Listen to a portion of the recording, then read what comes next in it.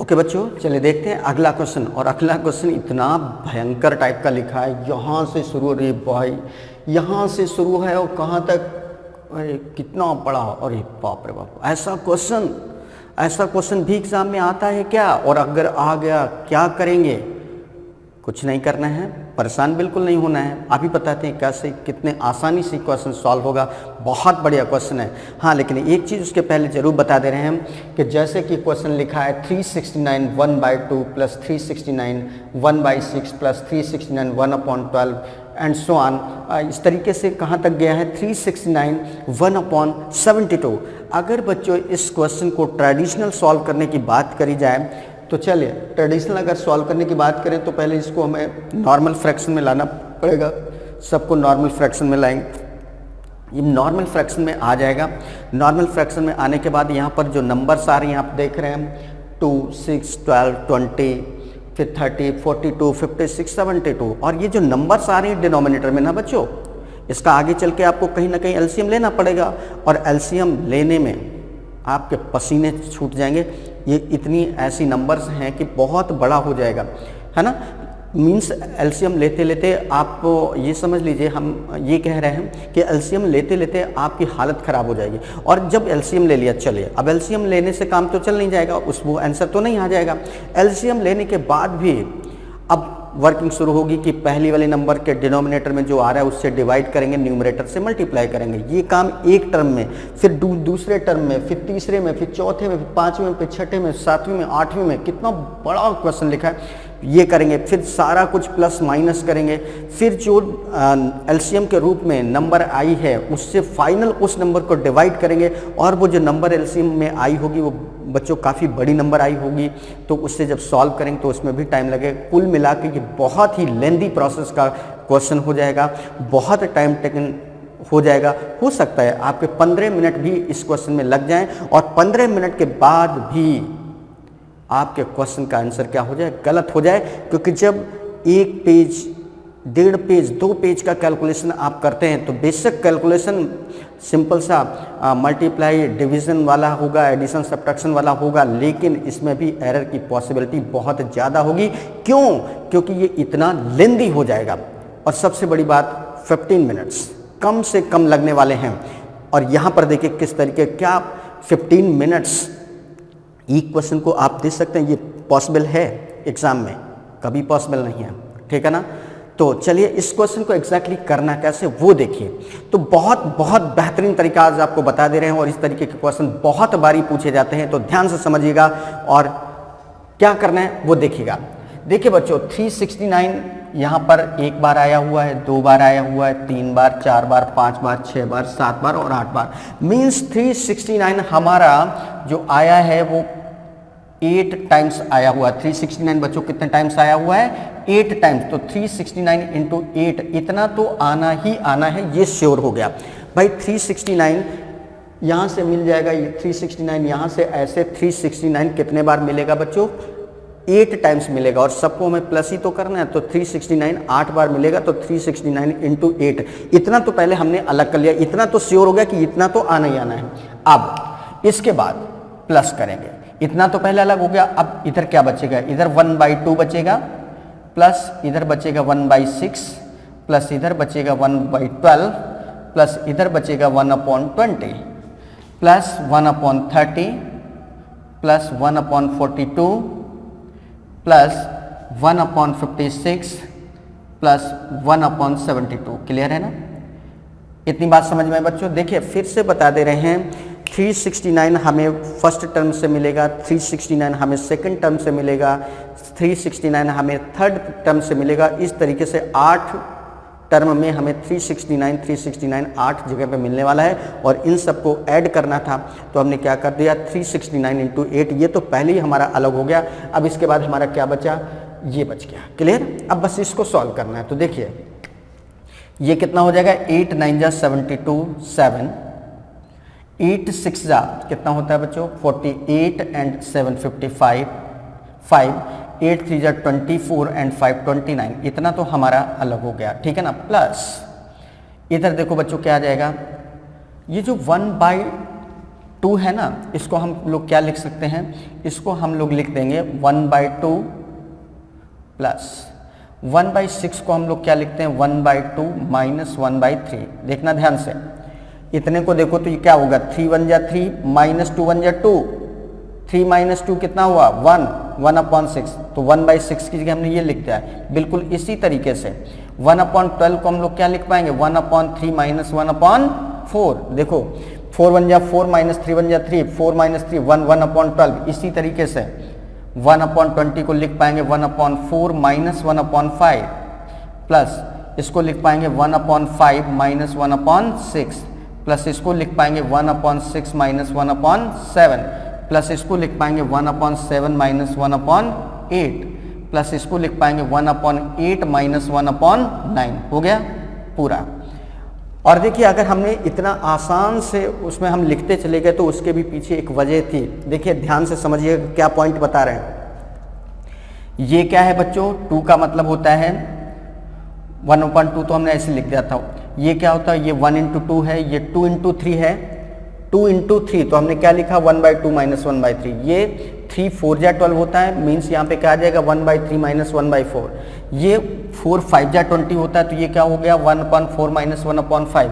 ये 5 6 जा 30 होता है, तो 1/5 माइनस 1/6 हो गया। ये 6 7 जा 42 होता है, तो 1/6 माइनस 1/7 हो गया। ये 7 8 जा 56 होता है, तो 1/7 माइनस 1/8 हो गया। और ये 8 9 जा 72 होता है, तो 1/8 माइनस 1/9 हो गया। तो और भी आसान हो गया कि नहीं। तो इसको लिखने में हमें कहीं कोई प्रॉब्लम नहीं।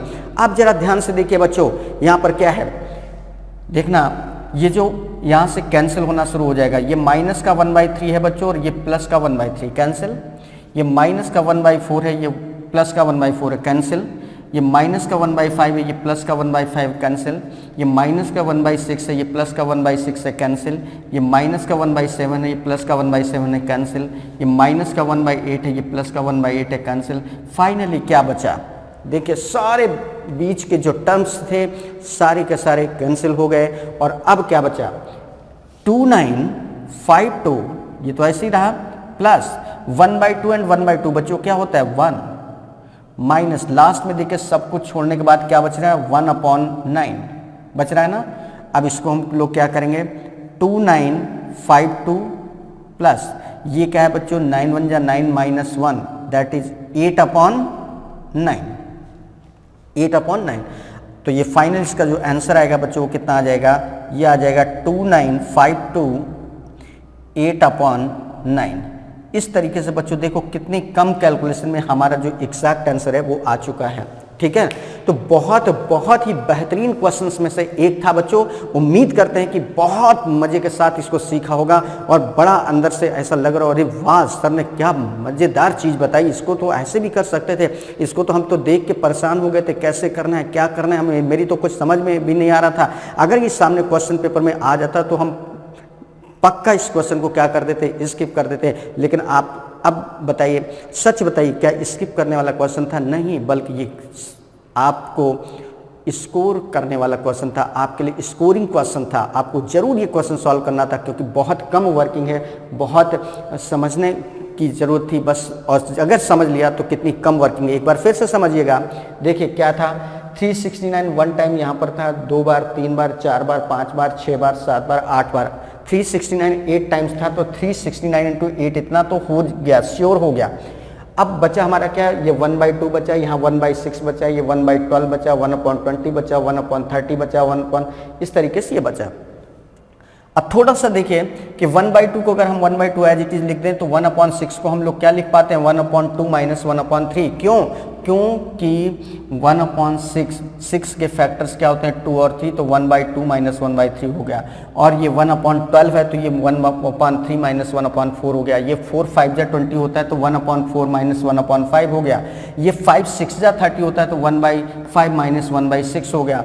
और ये 6 7 जा होता है तो 1/6 माइनस 1/7 हो गया, और ये 7 8 जा होता है तो 1/7 माइनस 1/8 हो गया, और ये 8 9 जा होता है तो 1/8 माइनस 1/9 हो गया, इस तरीके से। और इसके बाद यहाँ से सारे के सारे टर्म्स कैंसिल होना शुरू हो गया, और लास्ट में जाके केवल एक टर्म बचेगा, बीच के जितने भी सारे टर्म्स आएंगे वो सारे के सारे क्या हो गए, कैंसिल। और इसके बाद बस इतने पार्ट को हमने सॉल्व कर लिया, तो 1/2 प्लस 1/2 हमारा क्या बन जाएगा, हाफ एंड हाफ क्या बन जाता है, 1 माइनस 1/9, दैट इज इस तरीके से सॉल्व कर लिया, तो हमारा आंसर आ गया 2952 8/9। और एक चीज़ और चलिए साथ में बता देते हैं, जो इतना किया हमें इतना भी नहीं करना था, ये तो हमने बता दिया, लेकिन अब जब ये चीज़ सीख गए तो बस थोड़ा सा और समझ लो, ये लाइन भी आपकी क्या हो जाएगी, कम हो जाएगी, इतनी वर्किंग और आप बचा सकते हैं। देखिए कैसे, ध्यान समझिएगा। ये क्या लिखा है बच्चों, 1/2, 1 × 2 है, ये 2/3 है, ये 3/4 है, 3 और 4 है, ये 4 और 5 है, ये 5 और 6 है, ये 6 और 7 है, ये 7 और 8 है, ये 8 और 9 है। मतलब सब कुछ खत्म हो जाएगा, सब कुछ खत्म हो जाएगा। लास्ट में जाके फाइनल अगर यहाँ तक हमें करना है और इसके फैक्टर्स 8 और 9 आ रहे हैं तो डेफिनेटली लास्ट में क्या आएगा, 8/9। क्लियर, 8/9 आ रहा है कि नहीं। तो ये सारी की सारी चीज़ें हमारे लिए क्या हो गई, खत्म हो गई, और फाइनली आंसर हमने क्या लिख दिया, 8/9। इतना जो आ रहा था उसके बाद हमें 8/9 और लिख देना था। और इन केस अगर ये क्वेश्चन यहीं तक होता, यहाँ तक ये वाला टर्म ना होता, तो इसके फैक्टर्स कितने हैं, 7 और 8, तो यहाँ पर क्या हो जाता, 7/8। यहाँ तक होता, ये दोनों टर्म ना होते, यहाँ तक होता, तो इसके फैक्टर्स क्या होते हैं, 6 7 या 42, तो 6/7 हो जाता। तो इस तरीके से आपने देखा कि क्वेश्चन को अगर बड़ा भी कर दिया जाए या छोटा भी कर दिया जाए तब भी आपको कोई प्रॉब्लम नहीं, सेकंडों में सॉल्व होने वाला क्वेश्चन था। जबकि हम जब शुरुआत में देखे थे तो ऐसा लग रहा था अब तो भाई समझ रहे हैं हम क्या कहना चाहते हैं। जबकि जब सॉल्व किया तो बच्चों ये लाइन समझ गए, ये भी करने की हमें ज़रूरत नहीं थी। वो तरीका क्या है वो हमने बता दिया है कि 8 और 9 इसके फैक्टर्स होते हैं, तो लास्ट में डेफिनेटली 8/9 ही आएगा। तो बस इतना लिखना था, ये सारी चीज़ें खत्म हो जाती हैं और यहीं से आंसर हमारा आ जाता। तो मात्र 5 से 6 सेकंड में आपका इस क्वेश्चन को देखा और तुरंत इसको इतना मल्टीप्लाई करके और बस डायरेक्टली वहां से देख के 72 को देखकर इसका आंसर क्या हो जाता है, 8/9। और इस तरीके से 5-6 सेकंड में ये क्वेश्चन सॉल्व हो जाता, जबकि 15 मिनट का हमें कम से कम ये क्वेश्चन लग रहा था। और रियल बात यह है कि अगर इसको ट्रेडिशनल सॉल्व किया जाता तो कम से कम आपके 2 पेज भरते और 15 मिनट एटलीस्ट कम से कम इतना टाइम लगता। तो देखा बच्चों आपने किस तरीके से कितनी बढ़िया बढ़िया नायाब चीज़ें यहाँ से मिल रही हैं। तो बस इसी तरीके से सेशन को एंजॉय करते रहिए और लगातार बढ़िया से बढ़िया एक से एक बेहतरीन चीज़ें आपकी एग्जाम के लिए बेहद बेहद उपयोगी चीज़ें और बहुत काम की चीज़ें सीखते रहिए। तो चलिए अब देखते हैं अपना अगला क्वेश्चन क्या है।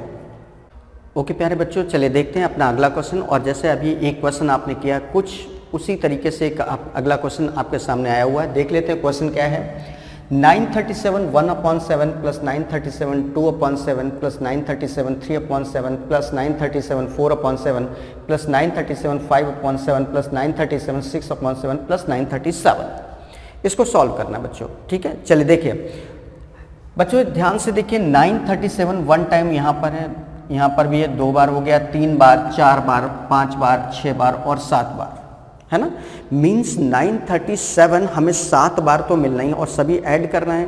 तो 937 ऐसे करके अगर हमें 7 बार मिलना है तो 937 7 टाइम्स तो हमारा अलग हो गया। कितना हो गया, 937 × 7 बच्चों, इतना तो हमारा क्या हो गया, अलग हो गया।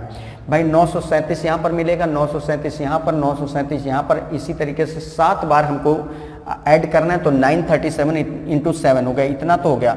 अब प्लस, अब क्या बचा इधर बच्चों, क्या बचेगा, 1/7 plus 2/7 plus 3/7 plus 4/7 plus 5/7 plus 6/7। Clear है ना।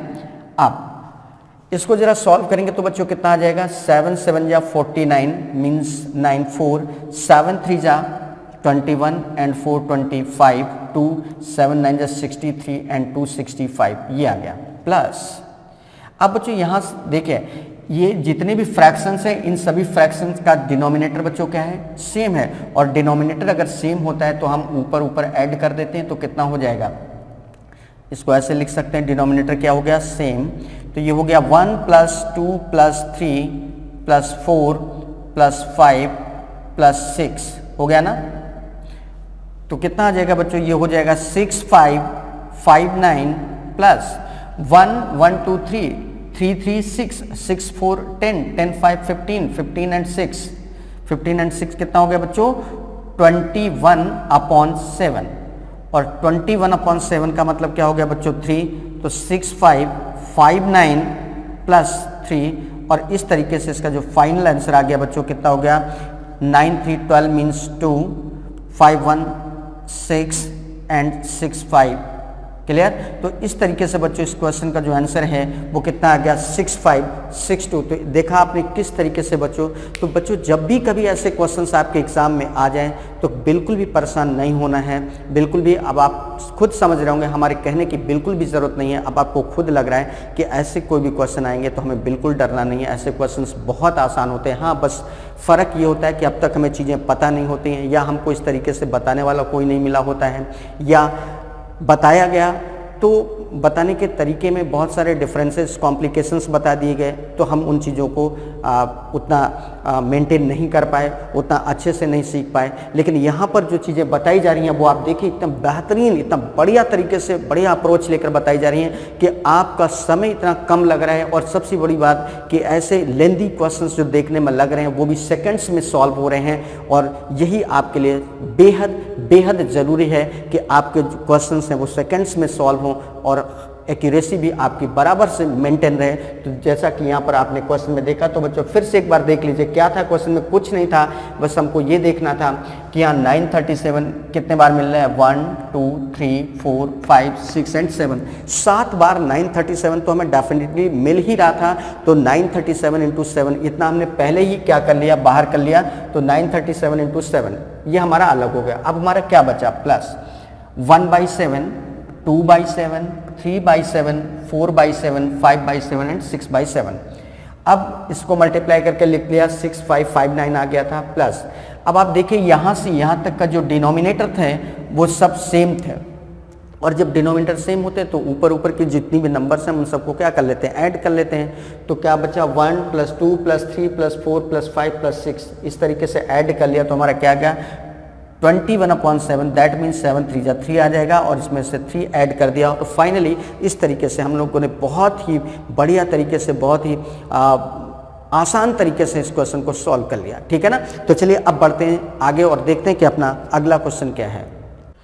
प्यारे बच्चों बहुत बढ़िया क्वेश्चन आपके सामने लिखा हुआ है। देखिए, what is the value of 1 - 1/n + 1 plus 1 - 2/n + 1 plus 1 - 3/n + 1 up to 1 - n/n + 1।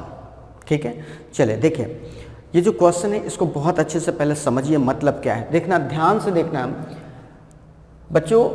ये अगर हम पहले टर्म की बात करें तो पहले टर्म में 1 आ रहा है, दूसरे टर्म में भी ये हमें 1 मिल रहा है, तीसरे टर्म में, थर्ड टर्म में भी क्या मिल रहा है 1, नेक्स्ट फोर्थ टर्म में भी 1 आएगा। इसी तरीके से हमें कहाँ तक जाना है, n टर्म्स तक जाना है। कहाँ तक जाना है, n टर्म्स तक, n पदों तक जाना है। देखिए ये पहला पद तो यहाँ पर 1 मिल रहा है, ये दूसरा पद तो यहाँ पे 1 मिल रहा है, तीसरा पद तो यहाँ पे 1 मिल रहा है, चौथे में भी 1 मिलेगा, पांचवें में भी मिलेगा, छठवें में भी मिलेगा, सातवें, आठवें, ऐसे करते करते अगर हम n तक जाएं, n मतलब हमें नहीं पता है बट हर बार हमें 1 मिलेगा, हर पद में, हर टर्म में 1 मिलेगा। अगर हम केवल सपोज हम 3 टर्म की बात करते, केवल यहाँ तक की बात करते 3 टर्म तक, तो एक यहाँ पर मिलता 1, यहाँ पर मिलता 1, यहाँ पर मिलता मतलब 3 बार मिल जाता। 4 टर्म की बात करते तो 1 4 बार मिल जाता। 5 टर्म की बात करते, 5 टर्म्स की बात करते तो 5 टाइम्स मिलता है। इसी तरीके से अगर हम n टर्म्स की बात कर रहे हैं तो 1 1 1 कितने टर्म्स तक मिलने वाला है, n टर्म्स तक। अब जरा दूसरी बात समझिए बच्चों, अगर 1 हमें 3 बार मिले, 1 1 1 ऐसे 3 बार मिले तो सम कितना होगा 3। 1 1 1 ऐसे 4 बार तक मिले तो आप बताओगे कि सर सम क्या होगा 4। इसी तरीके से 1 1 1 1 1 7 बार मिले, 7 टाइम्स मिले तो आप कहोगे सम क्या होगा 7। तो बच्चों अगर इसी तरीके से हमको n टाइम्स, n बार अगर मिलेगा n टर्म्स में 1 1 मिलेगा तो इनका सम क्या हो जाएगा n। इतनी बात क्लियर। अब देखिए दूसरी बात, जब ये पहला टर्म है तो 1 लिखा है, जब ये दूसरा टर्म है तो 2 लिखा है, तीसरा टर्म है, थर्ड टर्म है तो 3 लिखा है, फोर्थ टर्म में 4 आएगा, फिफ्थ टर्म में 5 आएगा, इसी तरीके से nth टर्म में ये n आ रहा है कि नहीं आ रहा है। तो चलिए देखिए अब सॉल्व करते हैं। अगर ये दो बातें समझ में आ गई तो सॉल्व करते हैं। देखो बच्चों 1 1 1 1 1 1 अप टू n टर्म तक हर बार हमें 1 मिलना है, तो 1 1 1 हर बार मिलेगा 1 प्लस 1 प्लस 1 प्लस 1, ऐसे हमें कितने टर्म्स तक मिलेगा n टर्म्स तक, ठीक है ना। तो ये 1 वाला पोर्शन हमारा अलग हो गया, ठीक है ना। अब माइनस, सभी में माइनस है ना। तो अब ये क्या आ जाएगा बच्चों 1 upon n plus 1 plus minus common ले रखा है तो आगे के जितने भी टर्म्स आएंगे सब प्लस में हो जाएंगे बच्चों। 1 अपॉन n प्लस 1 के बाद क्या आएगा बच्चों 2 upon n plus 1 plus 3 upon n plus 1 plus and so on up to कहां तक जाएगा n अपॉन n प्लस 1। इतनी बात समझ में आ गई ना बच्चों। तो देखो ये इतना, इसको हमने इस तरीके से लिख लिया, ये जो 1 1 1 1 1 हमको हर बार मिल रहा था n टर्म्स तक, तो उसको हमने अलग कर लिया 1 फिर 1 फिर 1 फिर 1, ऐसे हमें n टर्म्स तक 1 1 1 मिलता चला जाएगा। बाकी ये जो पोर्शन है सभी में माइनस, तो माइनस हमने एक बार कॉमन ले लिया तो सारे के सारे टर्म्स आगे हमें क्या मिल जाएंगे प्लस में। क्लियर। अभी जैसे हमने बताया बच्चों फिर से समझ लो, अगर 1 1 1 हमें 3 बार तक ऐड करना हो तो आंसर क्या आता है 3। 1 1 1 1 1 1 10 टर्म तक सम करना हो तो सम क्या आएगा 10। इसी तरीके से 1 1 1 1 1 1 12 टर्म्स तक करना हो तो हमें सम क्या मिलेगा 12। इसी तरीके से 1 1 1 1 हमको कितने टाइम्स मिल रहा है n टाइम्स, तो इन सब का सम बच्चों क्या हो जाएगा n। इतनी बात समझ में आ गई। तो इन सब का सम क्या आ जाएगा n, मीन्स इतने की वैल्यू आ गई n माइनस। अब इधर देखो, इधर अगर हम देखें बच्चों तो आप देख रहे हैं कि ये जितने भी टर्म्स आ रहे हैं सभी में डिनोमिनेटर क्या आ रहा है n प्लस 1 n प्लस 1, तो डिनोमिनेटर सेम है तो हमने n प्लस 1 डिनोमिनेटर मतलब ले लिया एक बार। सभी का डिनोमिनेटर n प्लस 1 था तो सिंपली n प्लस 1 को हमने क्या बोल दिया कि ये एलसीएम है, बस अब ऊपर ऊपर को हमको क्या करना है ऐड करना है। तो ऊपर इधर क्या बचेगा 1 plus 2 plus 3 plus and so on, कहाँ तक जाएगा बच्चों n तक। कहाँ तक जाएगा बच्चों n तक जाएगा ना। चलिए अब इतना कर लिया। अब देखिए क्या है n minus 1 plus 2 plus 3 plus 4 plus 5 plus 6 plus 7 up to n तक जाना है। इन सब का सम अगर हमें निकालना हो तो n टर्म्स का सम क्या होता है इधर लिख दे रहे हैं बच्चों, ध्यान देना। अगर 1 से शुरू है तो 1 plus 2 plus 3 plus 4 and so on, हमें n टर्म्स तक जाना तो इनका जो सम होता है n टर्म्स का sum of n terms, sum of n terms ये क्या होता है बच्चों, ये होता है n प्लस 1/2, n प्लस 1/2। अगर इस सीक्वेंस में 1 से स्टार्ट है, 1 आ रहा है, फिर 2 आ रहा है, फिर 3 आ रहा है, फिर 4 आ रहा है, फिर 5 आ रहा है, फिर 6 आ रहा है, तो इन सब का सम अगर हमें n टर्म्स तक निकालना हो तो क्या होता है बच्चों, सम ऑफ n टर्म्स इक्वल क्या होता है n प्लस 1/2 होता है। तो बस यही ये चीज यहाँ पर देखिए क्या है 1 plus 2 plus 3 plus 4 and so on up to n तक जा रहा है, तो इतने का सम क्या हो जाएगा बच्चों n प्लस 1/2। तो इतने का सम हो जाएगा, ये हो जाएगा आपका n प्लस 1/2। ये तो इतने का सम हो गया, और अपॉन में n प्लस 1 तो पहले से है तो अपॉन में n प्लस 1 ये लिख दिया, ठीक है ना बच्चों। अब देखिए कितना हो गया, ये हो जाएगा आपका कितना हो जाएगा बच्चों, ये हो जाएगा यहाँ पर n माइनस, इससे ये क्या हो जाएगा बच्चों कैंसिल हो जाएगा, तो n माइनस n बाई क्या हो गया 2, और n माइनस n बाई 2 का मतलब क्या हो गया 2n माइनस n बाई 2। तो इस तरीके से बच्चों इस क्वेश्चन का जो आंसर आएगा वो क्या आ जाएगा हमारा n/2। ये है बच्चों, इस तरीके से क्वेश्चन सॉल्व करना था। तो बहुत बढ़िया क्वेश्चन था, और हमने एक एक चीज एक एक पॉइंट यहाँ पर एक्सप्लेन किया कि कैसे हुआ क्यों हुआ, ठीक है। और आखिर में एक इस पॉइंट का भी इस्तेमाल हुआ कि अगर 1 2 3 4 5 एंड सो ऑन इस तरीके से सीरीज चल रही है और n टर्म्स तक जाना है, तो ऐसे में इन सभी टर्म्स का जो सम होता है वो बच्चों क्या होता है n प्लस 1/2 2। तो ठीक है, ये क्वेश्चन आपने बहुत अच्छे से समझा बच्चों। क्वेश्चन था भी बहुत अच्छा, रियली बहुत अच्छा क्वेश्चन था, और ये एसएससी सीजीएल मेंस में पूछा गया क्वेश्चन था। तो बहुत बढ़िया सा क्वेश्चन था और बहुत बढ़िया से आपने समझा।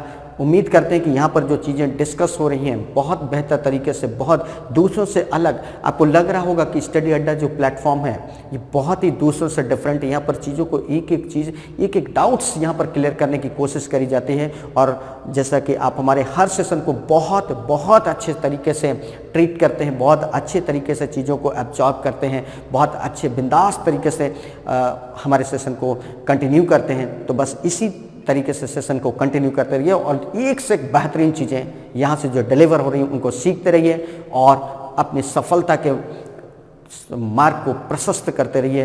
अल्टीमेटली सफलता तो आपको मिलनी है। तो इसी भरोसे के साथ आगे बढ़ते हैं और देखते हैं अपना अगला क्वेश्चन क्या है। ओके प्यारे बच्चों, चलिए आगे बढ़ते हैं और देखते हैं। देखिए, अभी पीछे के सेशन में हम लोग स्क्वायर करना सीखे थे, 2 डिजिट नंबर का स्क्वायर, 3 डिजिट नंबर का स्क्वायर। तो स्क्वायर करना तो हम लोग सीख गए।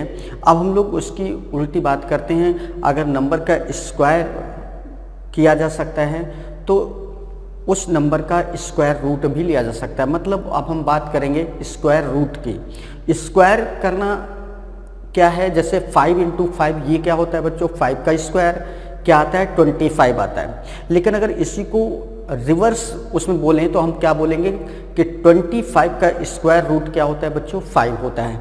ठीक है ना।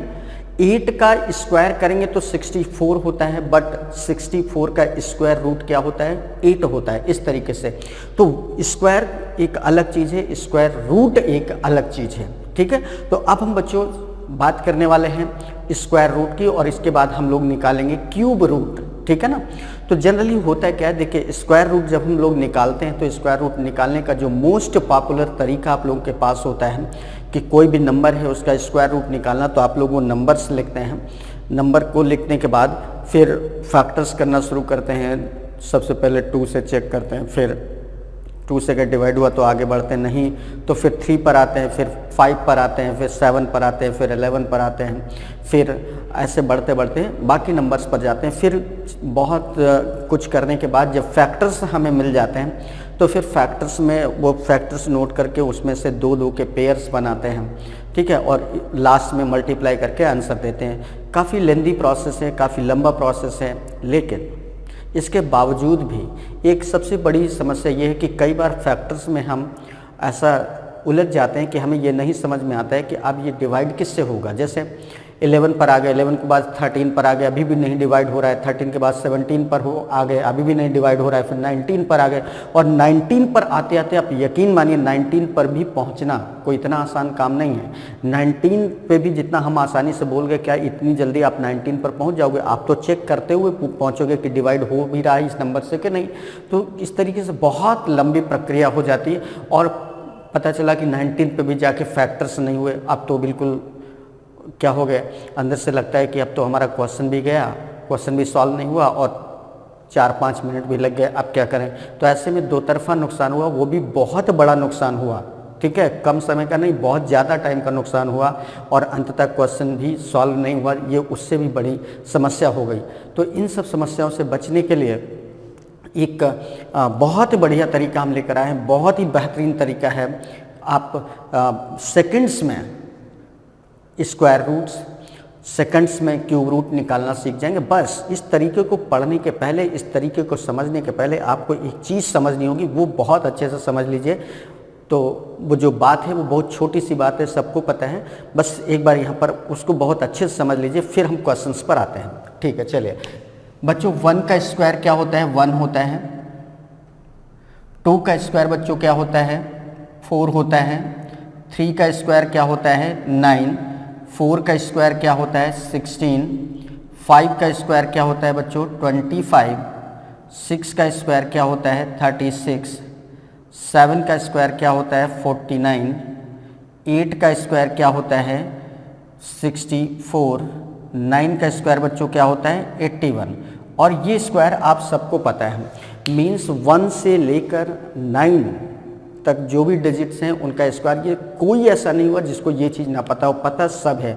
बट इम्पॉर्टेंट बात क्या है, बस अब वो समझिए। देखिए बच्चों ध्यान से समझना, 1 के स्क्वायर में भी यूनिट प्लेस पर क्या आता है 1, और इधर आप ध्यान से देखिए 9 के स्क्वायर में भी यूनिट प्लेस पर क्या आता है 1, मीन्स 1 और 9 का क्या होता है पेयर होता है। 1 और 9 का क्या है पेयर। 2 के स्क्वायर में भी लास्ट में क्या आता है 4, और इधर देखो बच्चों 8 के स्क्वायर में भी यूनिट प्लेस पर क्या आता है 4, मीन्स 2 और 8 का क्या है पेयर है। 3 के स्क्वायर में भी क्या आता है 9, 7 के स्क्वायर में भी 9 आता है, मीन्स 3 और 7 का क्या है पेयर है। 4 के भी स्क्वायर में आता है 6 के भी स्क्वायर में आता है, मीन्स 4 और 6 का क्या है पेयर है। बट केवल 5 बचता है जिसका कोई पेयर नहीं है, मीन्स 5 एक ऐसी डिजिट है जो हमें ये बता रहा है, यहाँ पर ये रिजल्ट निकलता है कि किसी भी परफेक्ट नंबर का अगर हम स्क्वायर रूट निकाल रहे हैं और उसकी यूनिट प्लेस पर जो डिजिट आ रही है वो 5 आ रही है, यूनिट प्लेस पर क्या आ रहा है 5 आ रहा है, तो डेफिनेटली उसके आंसर में केवल 5 ही आएगा। जब हम इसका स्क्वायर रूट निकालेंगे तो उसके आंसर में यूनिट प्लेस पर क्या आएगा 5 आएगा। ये रिजल्ट यहाँ से निकला। लेकिन जैसे 1 के केस में हम बात करें तो अगर यूनिट प्लेस पर 1 आ रहा है तो ये 1 के भी स्क्वायर में आता है और 9 के भी स्क्वायर में आता है, मीन्स यहाँ पर पॉसिबिलिटी का केस बन गया कि मीन्स आंसर में 1 भी आ सकता है यूनिट प्लेस पर और 9 भी आ सकता है यूनिट प्लेस पर। क्लियर है ना। इसी तरीके से बच्चों आप देख रहे हैं अगर हम 4 की बात करें तो 4 2 के भी स्क्वायर में आता है और 8 के भी स्क्वायर में आता है, मीन्स अगर कहीं पर हमें लास्ट में 4 मिलता है तो यहाँ पर भी पॉसिबिलिटी का केस बन गया कि यूनिट प्लेस पर 2 भी आ सकता है और 8 भी आ सकता है। ठीक है ना। 9 की बात करें तो 3 के स्क्वायर में भी है, 7 के स्क्वायर में भी है, मीन्स अगर कहीं पर भी हमें यूनिट प्लेस पर 9 मिलता है तो उसके आंसर में 3 भी आ सकता है और 7 भी आ सकता है। इसी तरीके से अगर हम बात करें 6 की, यूनिट प्लेस पर 6 की, तो इसके आंसर देखिए 4 के स्क्वायर में भी आता है, 6 के भी स्क्वायर में आता है, मीन्स यूनिट प्लेस पर 4 भी आ सकता है और 6 भी आ सकता है। लेकिन 5 के केस में ऐसा नहीं है। अगर यूनिट प्लेस पर 5 है उस नंबर के जिसका हम स्क्वायर रूट निकाल रहे हैं तो डेफिनेटली जो आंसर आएगा उसके यूनिट प्लेस पर 5 ही आएगा, ये श्योर है। तो ये इंपॉर्टेंट पॉइंट यहाँ पर आपको समझना था। उम्मीद करते हैं ये बात आप समझ गए होंगे।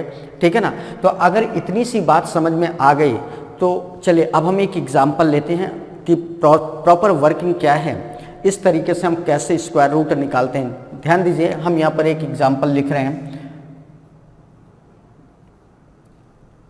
ठीक है। इस नंबर का हमको क्या निकालना है स्क्वायर रूट निकालना है। क्या निकालना बच्चों स्क्वायर रूट। इस नंबर का हमको क्या निकालना है स्क्वायर रूट। ध्यान देना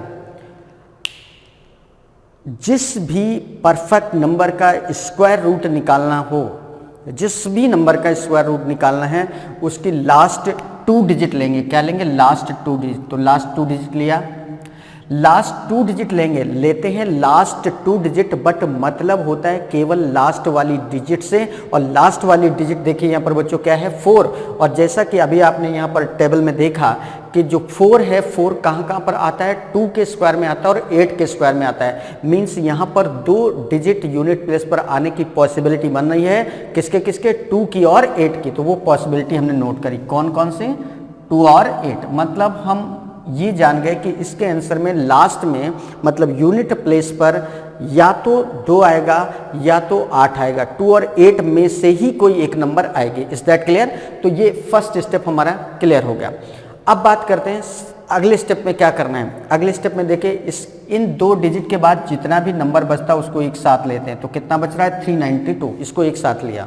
जितना भी बचे चाहे वो 2 डिजिट बचे, चाहे वो 3 डिजिट बचे, चाहे वो 4 डिजिट बचे, लेना हमको एक साथ है। तो इन 2 डिजिट के बाद हमारा क्या बच रहा था 392, इसको हमने एक साथ लिया। और जब इतना कर लें अब आपको ये देखना है कि ये जो 392 है किसके स्क्वायर के बीच की नंबर है, किसके स्क्वायर के बीच के नंबर है। तो देखिए बच्चों ये 392 है। 19 का स्क्वायर क्या होता है 361। 19 का स्क्वायर क्या होता है 361 और 20 का स्क्वायर बच्चों क्या होता है 400। मतलब ये जो नंबर है 392, ये 19 का स्क्वायर मतलब 361 और 20 का स्क्वायर मतलब 400, इन दोनों के बीच की नंबर है कि नहीं है। तो दोनों के बीच की नंबर है। तो अब बात आती है कि जब दोनों के बीच की नंबर है तो हमें लेना क्या है यहाँ पर, तो हमेशा ध्यान रखना कम वाली नंबर एक्सेप्ट करना होता है, हमेशा कम वाली नंबर। तो यहाँ पर 19 और 20 जैसे आ रही थी, 19 का स्क्वायर और 20 के स्क्वायर के बीच की नंबर, तो इन दोनों में से कम कौन है, 19, तो यहाँ पर 19 लिखेंगे। क्या लिखा बच्चों, 19। अब ये नंबर 361 और 400 दोनों के बीच की नंबर थी। 361 मतलब 19 का स्क्वायर, 400 मीन्स 20 का स्क्वायर, इन दोनों के बीच की नंबर थी। अब बताओ ये जो नंबर है 392 वो बच्चों इसके ज़्यादा करीब है कि इसके ज़्यादा करीब है? ये जो नंबर है वो इसके 361 के ज़्यादा करीब है कि 400 के ज़्यादा करीब है? तो डेफिनेटली 400 के ज़्यादा करीब है। 400 को हम 400 ना बोलकर बोलेंगे नीचे वाली नंबर, इसको बोलेंगे ऊपर वाली नंबर, इसको बोलेंगे नीचे वाली नंबर। मीन्स ये जो क्वेश्चन में हमारी नंबर आ रही है वो नीचे वाली नंबर के ज़्यादा क्लोज है ना।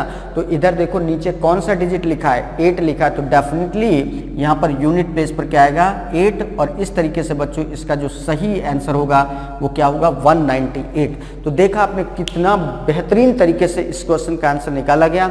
हम यहाँ पर बहुत धीरे धीरे एक एक चीज़ एक्सप्लेन करके बता रहे हैं, अदरवाइज इसको करने में बच्चों 6-7 सेकंड से ज़्यादा की वर्किंग नहीं लगती है।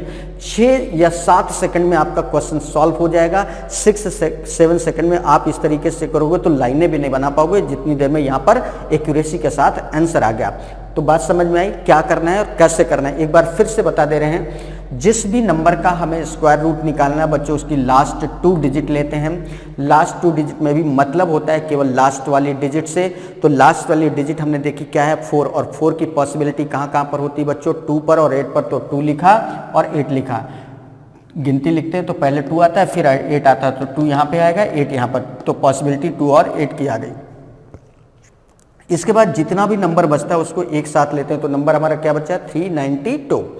इसको नियर अबाउट स्क्वायर पर चेक करते हैं, तो 19 का स्क्वायर बच्चों क्या होता है, 361, और 20 का स्क्वायर बच्चों क्या होता है, 400।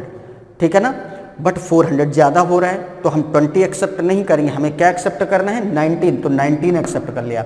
अब बस ये चेक करना है, देखो ये नंबर 361 और 400 के बीच की नंबर थी, मतलब 19 का स्क्वायर और 20 के स्क्वायर के बीच की नंबर थी, तो ज़्यादा किसके क्लोज है, ये 392 400 के ज़्यादा क्लोज है। 400 मतलब नीचे वाली नंबर, तो इधर नीचे जो लिखा है वही लिख दो।